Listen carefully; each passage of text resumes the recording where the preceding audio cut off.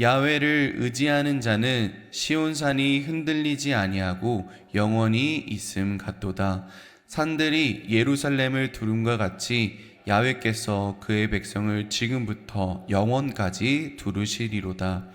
악인의 규가 의인들의 땅에서는 그 권세를 누리지 못하리니 이는 의인들로 하여금 죄악에 손을 대지 아니하게 함이로다. 야훼여, 선한 자들과 마음이 정직한 자들에게 선대하소서. 자기의 굽은 길로 치우치는 자들은 야훼께서 죄를 범하는 자들과 함께 다니게 하시리로다. 이스라엘에게는 평강이 있을지어다. 아멘. 네, 오늘 저는 이 시편 125편 1절에서 5절 말씀을 가지고 흔들리지 않는 평안함이라는 제목으로 함께 말씀을 나누고자 합니다. 한번 따라해 볼까요? 흔들리지 않는 편안함. 네, 제가 예전에 이런 광고를 본 적이 있습니다. TV 광고였었는데요. 흔들리지 않는 편안함, 땡센스 침대라는 그런 광고를 보게 되었습니다. 어떤 한 남자 주인공이 등장을 하게 되는데요. 다크서클이 짙게 내려앉았더라고요. 굉장히 피곤해 보이는데 그래서 침대에 바로 누워서 잠에 들기 시작을 하였습니다. 근데 그 침대 바로 옆에서 아이들 2명이 엄청나게 높이 뛰면서 뛰어노는 것을 보게 되었습니다. 그런데도 불구하고 그 남자 주인공분은 굉장히 편안하게 잠에 드는 모습을 보면서 참 이 광고 정말 잘 만들었다라는 생각을 하게 되었는데요. 오늘 말씀을 읽으면서 이 광고가 딱 떠오르게 되었습니다. 야훼를 의지하는 자는 시온산이 흔들리지 아니하고 영원히 있음 같도다. 이 말씀을 딱 묵상하는 순간 마치 하나님을 의지하는 우리들의 모습 속에 사탄이 우리를 아무리 흔들고 우리를 조롱하고 못살게 굴어도 그 굳건한 심지처럼 시온산이 흔들리지 않는 것처럼 그 편안함이, 그 은혜가 우리의 삶 가운데 있다라는 그런 느낌을 받았습니다. 그래서 오늘의 말씀을 흔들리지 않은 편안함이라고 준비를 하였는데요. 야훼를 의지하는 자는 시온산이 흔들리지 아니하고 영원히 있음같이 오늘도 새벽을 깨워 이 자리 가운데 말씀을 사모하고 기도하기를 사모하는 우리 성도님들의 삶 가운데 은혜와 기쁨이 넘치시기를 소망합니다. 우리를 사랑하시고 늘 아끼시는 하나님께서 하나님을 간절히 찾고 하나님께 부르짖는 성도님들의 삶을 그냥 두지 않으시고 흔들리지 않는 시온산처럼 굳건하게 세워주실 줄로 믿습니다. 그 은혜를 오늘도 경험하는 우리 성도님들 되시기를 축복합니다. 오늘 시편 125편의 위를 보게 되면요, 표제가 나오게 됩니다. 성전에 올라가는 노래라고 나와 있는데요. 성전에 올라가는 노래는 1년에 3차례 드려지게 됩니다. 6월절, 7.7절, 초막절 이렇게 3번 올라가면서 부르게 되는데 하나님의 부르심을 받고 이 절기를 지키기 위해 하나님을 만나러 가는 사람들의 노래입니다.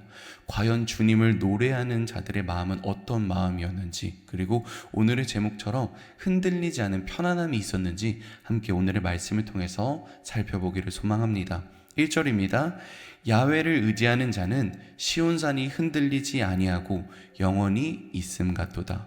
오늘의 시편 기자는 이렇게 고백합니다. 야훼를 신뢰하고 야훼를 의지하고 야훼께 모든 것을 맡기는 자는 시온산이 흔들리지 않고 영원히 있음 같도다. 아멘. 이 팔레스타인 지역, 이 예루살렘 지역은 사막 기후입니다. 그래서 광야 지역이기 때문에 모든 것이 바람 한 번만 불면은 어제 있었던 길도 사라지고 어제 없었던 길도 생겨나는 그러한 지역입니다. 그래서 분명히 어제까지만 해도 있었던 조그만한 물 웅덩이가 어느 날 아침에는 없어지고 또 어느 날 아침에는 생기기도 하는 그러한 지역입니다. 그렇게 변화무쌍한 곳에 영원히 변치 않는 것이 있습니다. 그것은 무엇일까요? 산입니다. 그래서 이 시온산이라고 이렇게 시편 기자는 이야기를 하는 것입니다. 그래서 이 시편 기자는 산을 보고 찾아갑니다. 근데 그 산이 어떤 산이라고요? 시온산이라고 명칭하고 있습니다. 이 시온산은 예루살렘 한복판에 위치해 있는 성전산인데요. 이 시온산은 성경에 있어서 굉장히 중요한 위치에 있습니다. 예루살렘에 성전이 있었던 곳이고요. 예수님께서 제자들을 모두 모아서 떡과 포도주를 나눠주며 성만찬을 했던 곳이고, 또한 마가의 오순절 마가의 다락방에 위치했던 성령님께서 강림했던 그런 곳이기도 합니다.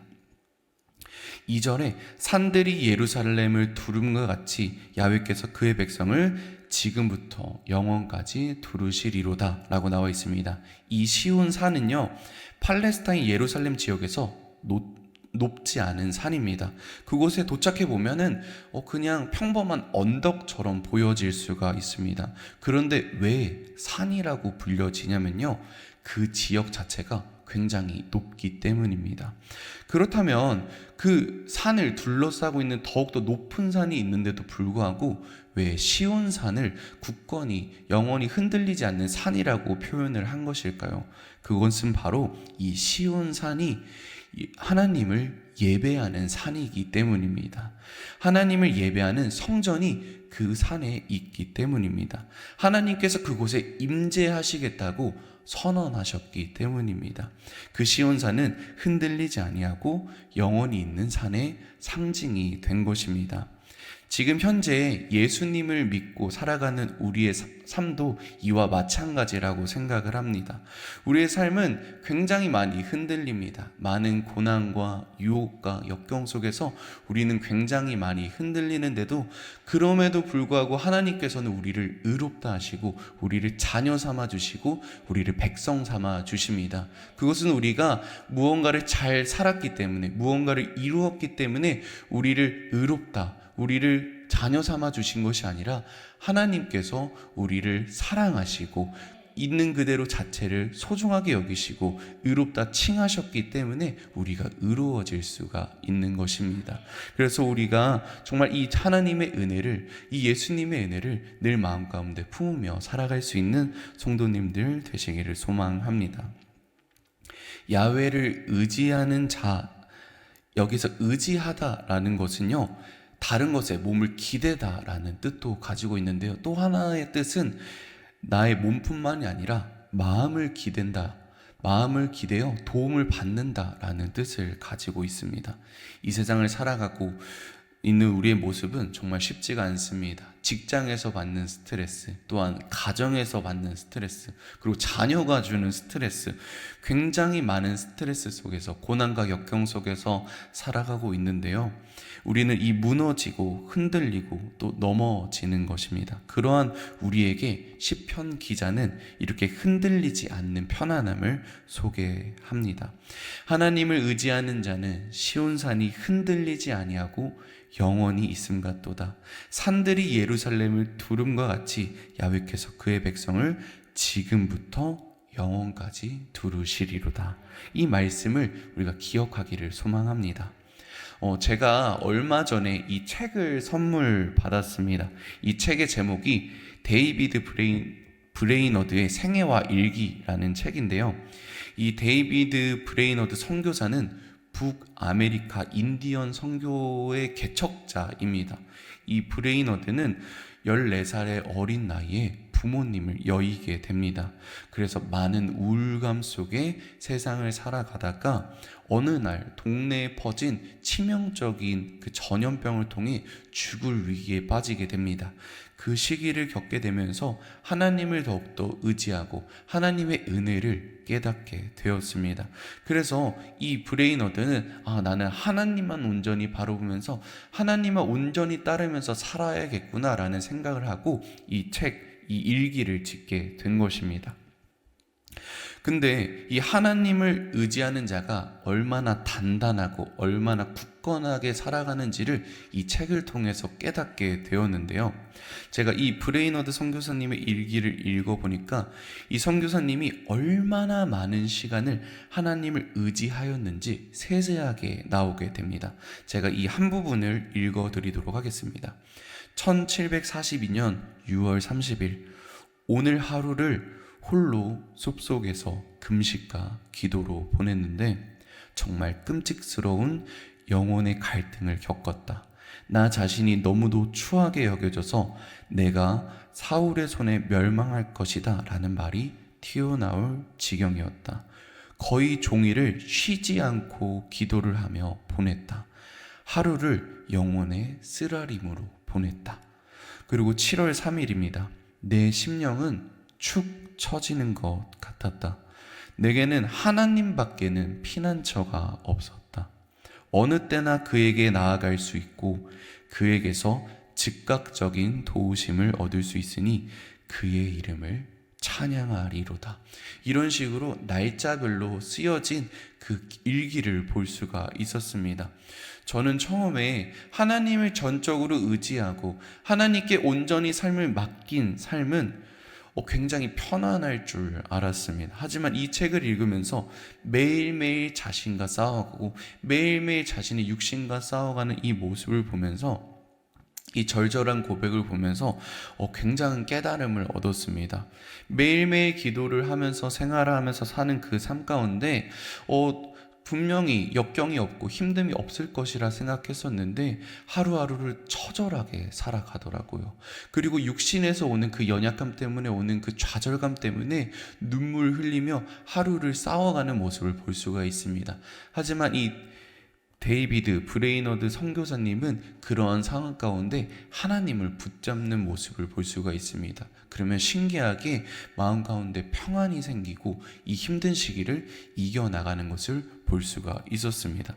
그래서 저는 이 책을 읽고 나서 그 읽고 난 시점부터 나도 영성일기를 써야겠다라는 그런 생각을 하게 되었습니다. 그래서 이 다이어리를 하나 준비해서 이 책을 읽은 날 시점부터 해서 매일매일 영성일기를 쓰고 있습니다. 이것은 대단한 것이 아닙니다. 매일매일 하루하루를 점검하면서 내가 얼마나 하나님과 동행하며 살았는지, 얼마나 예수님을 생각하면서 살았는지, 얼마나 예수님과 가까이 하며 살았는지, 오늘은 내가 육신을 따라서 살았는지 아니면 예수님과 함께 살아갔는지를 점검하면서 매일매일 써 나가는 것입니다. 그리고 어느 정도 시간이 흐르고 나서 저의 이 영성일기를 보았을 때 내가 이만큼 하나님을 의지했었구나, 내가 이때는 넘어졌구나 라는 것을 통해서 우리를 점검할 수가 있는 것입니다. 우리 사랑하는 성도님들, 매일매일 하나님을 의지할 수 있는 우리 성도님들이 되시기를 소망합니다. 하나님을 늘 의지하면서 살아갈 때 하나님께서 이 시온살이 흔들리지 아니한 것 같은 평안함을 허락하여 주실 것입니다. 우리가 이 시간 로마서 6장 16절 말씀을 제가 한번 읽어드리도록 하겠습니다. 너희 자신을 종으로 내주어 누구에게 순종하든지 그 순종함을 받는 자의 종이 되는 줄 너희가 알지 못하느냐? 혹은 죄의 종으로 사망에 이르고 혹은 순종의 종으로 의에 이르느니라 라고 나와 있습니다. 사람이 입에 달고 다니는 말이 있습니다. 나는 이 직업을 선택해서 망했어. 나는 그 사람을 만나서 잘못됐어. 나는 결혼을 잘못해가지고 내 인생이 이렇게 꼬이기 시작했어. 나는 이 대한민국에 태어나서 너무나도 불행해. 이 입시의 전쟁, 너무나도 빠른 이 삶을 살아가는 것이 너무나도 불행해 라는 말을 달고 살고 있습니다. 하지만 예수님을 믿는 사람들은, 예수님을 믿는 성도님들의 고백은 이러한 고백을 하면 안 됩니다. 내가 누구를 붙잡았는가, 내가 누구를 의지하는가에 따라서 우리의 말과 우리의 생각이 달라지게 되는 것입니다. 데이비드 브레이너드 선교사님은 어렸을 때 부모님을 여의고 또한 예일대학교에서 퇴학을 당하고 어려움을 만났을 때 하나님을 붙잡았습니다. 그리고 다윗은 절망적인 고통 가운데, 죽을 위기 가운데 하나님을 붙잡았습니다. 그리고 또한 우리 여의도 순복음 송파교회 성도님들, 또 새벽을 깨워 이 자리 가운데 나오신 성도님들도 이런 어려움과 역경 속에서 하나님을 붙드시는 성도님들 되시기를 소망합니다. 하나님을 붙들었을 때 그 하나님께서 마음 가운데 평강과 흔들리지 않은 그런 기쁨을 허락하여 주실 것입니다. 그런데 우리가 어떻게 하나님을 붙잡을 수 있는 것일까요? 그 힘은 과연 어디서 나오는 것일까요? 3절을 읽어드리도록 하겠습니다.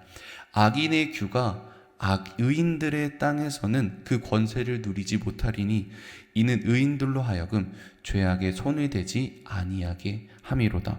악인의 규, 이 규라는 것은 지위봉입니다. 권세를 뜻하기도 하는데 이 악인들의 권세가 의인들의 땅에서는 그 권세를 누리지 못한다라고 나와 있습니다. 악인들은 누구일까요? 하나님을 의지하지 않고 하나님을 믿지 않는 사람들입니다. 그렇다면 의인은 누구일까요? 하나님을 온전히 의지하고 하나님을 온전히 따르는 사람들입니다. 이 악인들과 이 의인들이 늘 격돌하는 것입니다. 늘 싸운다라는 것이죠. 싸울 수밖에 없습니다. 하나님을 의지하는 사람들을 보고 악인들은 손가락질합니다. 무슨 하나님을 의지해? 차라리 그 시간에 밖에서 돈을 벌어. 돈을 벌면은 너가 조금 더 풍족하게 살 수 있고 너가 지금 하고 있는 그 고민 돈만 벌면은 해결할 수 있을 거야. 너 교회 나가는 시간이 차라리 공부를 해. 차라리 교회 나갈 시간이 예배 드릴 시간에 이 시간에 차라리 운동을 해서 몸을 건강하게 만드는 게 어때? 라고 하면서 우리를 조롱하고 우리에게 싸움을 겁니다. 하지만 성경은 무엇이라고 말하고 있냐면 악인의 규가 의인들의 땅에서는 그 권세가 누리지 못한다라고 성경에서 확실히 말하고 있습니다. 하나님을 의지하는 사람들, 하나님을 예배하는 사람들, 본인의 삶이 성전인 사람들은요, 악인의 힘을 발휘하지 못한다라는 것입니다. 왜냐하면요, 의인들로 하여금 죄악에 손을 대지 아니하게 함이로다 라고 하나님께서 말씀하고 있기 때문입니다. 이 하나님께서 의인들로 하여금 죄악에 손을 대지 못하게 우리를 이끌고 가고 있기 때문입니다. 저는 어렸을 때 아버지의 손에 이끌려 가끔 시장에 가고는 하였습니다. 굉장히 사람들이 많은 그 시장통 속에서 아버지의 손에 딱 이끌려서 아버지가 원하는 그 목적지를 향해 나아갔을 때 제가 마음에 굉장히 많은 편안함을 느꼈습니다. 그 까슬까슬하고 큰 손이 가지고 있는 그 큰 힘은 저를 이렇게 캐리하는데 굉장히 편안함을 주더라고요. 제가 가다가 뭔가 그 시장에서 보이는 뭐 뻥튀기라든지 아니면 뭐 오리를 팔고 강아지를 파는 곳을 보면서 저기를 한번 가볼까라는 마음을 딱 가졌을 때 아버지께서 저를 딱 끌고 가시면서 원하는 목적지를 향해 가는 모습을 볼 수가 있었습니다. 처음에는 좀 아버지가 이 손을 놓고 나를 좀 자유롭게 놔줬으면 좋겠다라는 생각을 했었는데 그렇게 사람들이 많고 혼잡한 곳에 저를 아마 놔뒀으면은 아마 저는 이 자리에 없었을 수도 있을 것 같습니다. 우리가 누구의 손을 붙잡고 있는지 점검할 필요가 있는 것 같습니다. 아버지의 손을 내팽겨치고 그저 내 마음과 내 뜻대로 살아가는 그런 삶 가운데는 결코 편안은 없을 것입니다. 4절 말씀입니다. 야훼여 선한 자들의 마음이 정직한 자들에게 선대하소서. 주님, 우리가 주님을 바라보며 살아가고 있습니다. 제가 주님의 손을 붙잡고 살아가고 있습니다. 정직하게 세상을 살아가고 있는데요, 저의 삶을 선대하여 주옵소서. 저의 삶 가운데 주님의 선대를 베풀어 주시옵소서. 그 선대는 과연 무엇일까요? 어떻게 해야 하나님께서 우리에게 잘해 주시는 것일까요? 오늘 5절 말씀을 가지고 이 말씀의 결론을 맺고자 합니다. 5절 말씀입니다. 자기의 굽은 길로 치우치는 자들은 야훼께서 죄를 범하는 자들과 함께 다니게 하시리로다. 이스라엘에게는 평강이 있을지어다. 이스라엘에게는 평강이 있을지어다. 아멘. 이 말씀을 통해서 우리의 삶 가운데는 심판과 구원이 있다라는 사실을 우리가 깨닫게 됩니다. 자기의 생각대로 이 세상 가운데 흔들리면서 살아가는 사람들은 하나님께서 죄를 범하는 자들과 함께 다니게 하신다라는 것입니다. 그들을 심판하겠다라고 말씀하고 계시는데요.